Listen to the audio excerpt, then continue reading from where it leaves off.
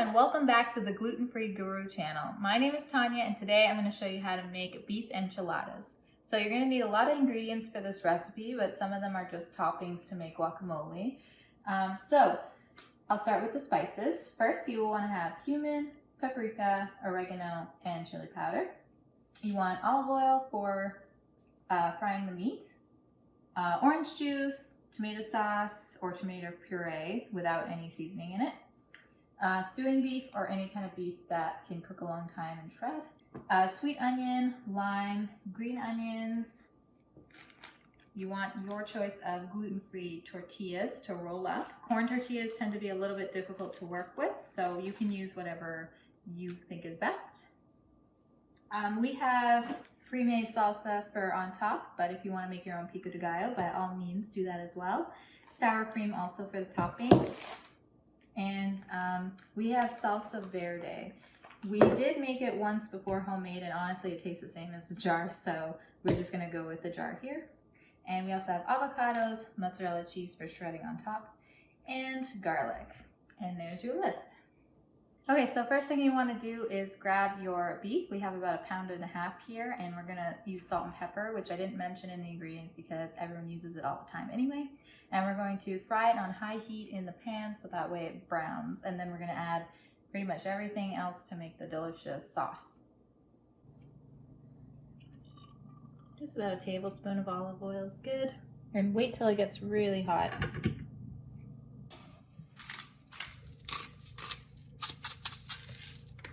We're going to use 3 cloves of garlic and about 1/2 an onion.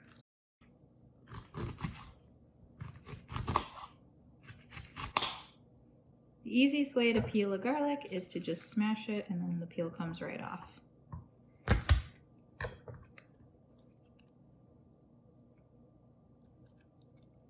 Done. All right, let's see if our pan is hot. All right, let's add our beef.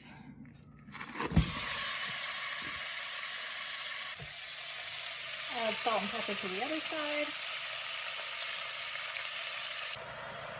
When you think one side has been browned nicely, flip them. I'm going to get both sides cooked. You don't have to cook it completely till it's well done because we're going to add a sauce and cook it for an hour, but you want to get that nice color. Alright, so now we're going to add our onions and garlic just to cook down a bit. And then we'll add all the other ingredients.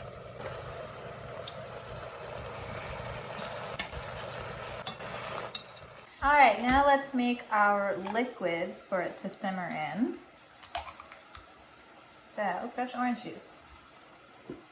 We're going to want about 1/2 cup of orange juice. We'll want about 2 tablespoons of lime juice, which is probably about a whole lime. In order to get the juices out better, you should roll it like this, add some pressure, and it'll help you squeeze out the juices once you cut it open.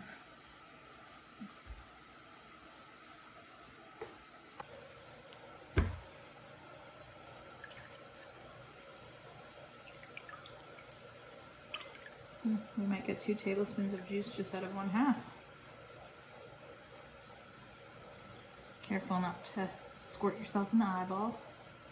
It's never fun. And then we're going to add 1 cup of the pureed tomatoes.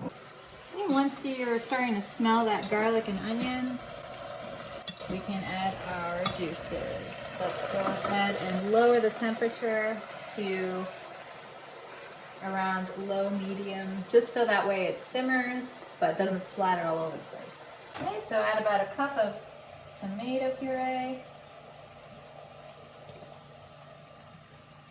That's about good, maybe a bit more.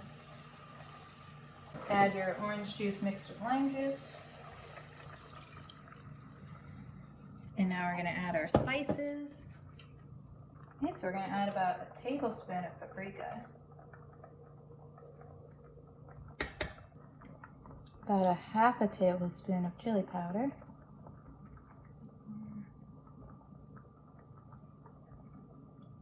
1 teaspoon of ground cumin.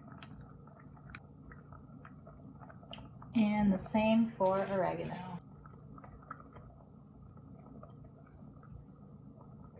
Okay, now we're gonna mix that all up. Probably best to switch to a spoon at this point. Now we're gonna put a lid on it, let it cook for an hour on simmer. And then we'll come back to it and see if it's shreddable.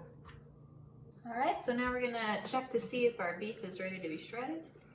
So lower the temperature, take the lid off, give it a quick mix. It's nice and thick looking. That's always good. Now let's try a couple. Oh yeah. If it's not super easy to shred, you can always put it in for another half an hour. Okay, once your meat is all shredded, you can add it back to the pan with the sauce. And we're gonna render it down a bit more, allowing the beef to absorb more of the sauce. Just for about 20 minutes or so, uncovered this time. Let's give it a good mix.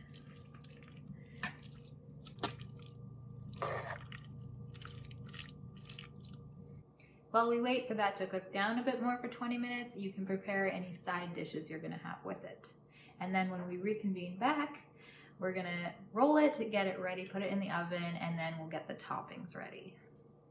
All right, so grab your ball of mozzarella and we're gonna shred it so that way we can put it on the enchiladas before they go in the oven to get a nice melt on top of it. If you're having trouble shredding it, depending on the kind of mozzarella you buy, you can always cut it into thin slices and place them on top as well. While that's rendering down, you can also get your pans ready, whether you have one large pan or two small ones like we have here. You want to line it with some kind of anti-stick paper. So we're using parchment paper. Aluminum foil doesn't always work the greatest, especially with the sauce, it tends to stick. Or you can always just spray it down with your favorite kind of cooking spray. And then I'm also going to wet, or I guess moisten, a towelette. And I'm gonna wrap a couple of corn tortillas in it. So that was 3, maybe 4. And wrap that up nicely. And we're gonna microwave it for about 30 seconds or so. And that way they'll get nice, hot, and soft and make it easier to roll without cracking. Sausage. All right, so our timer went off. Our meat is looking a little drier, but at least all the sauce is absorbed when you scrape it from side to side, and that's what we're looking for. So we'll turn the heat off now, and we're gonna preheat the oven to 400, and that should be done by the time we're done building our enchiladas. So let's get started. Okay, we'll add a bit of meat to our tortillas. I'm going to fold in the sides just a little bit and roll it up. You don't want to overstuff it or else it'll just come apart. You won't be able to roll it. All right, so once you have your enchiladas built, you're going to cover them with your salsa verde.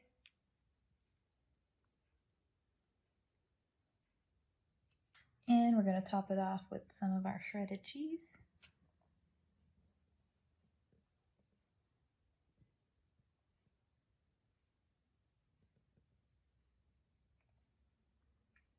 Now we're going to pop it in the oven when it's preheated. All right, so our preheat just went off, so we're going to pop it in for 5 minutes, and then we're going to broil it to get the cheese brown for 2 minutes after that. And that's it. Okay, our timer just went off, so we're gonna set it now to broil for just 2 minutes or until the cheese starts to get those nice brown bubbles on them. All right, so our timer just went off for a second time for the broiler. And go ahead and take them out and show you what we're looking for. So that nice browning on top is what we're really looking for here. So now we can plate it and put our toppings on it and give it a good taste. And here we have it, our gluten-free beef enchiladas with our toppings and side dishes. So what I like to put on top is guacamole, salsa, sour cream, you can make the Mexican flag with it, and hot sauce if you like it a little spicy. Bon appetit, everyone!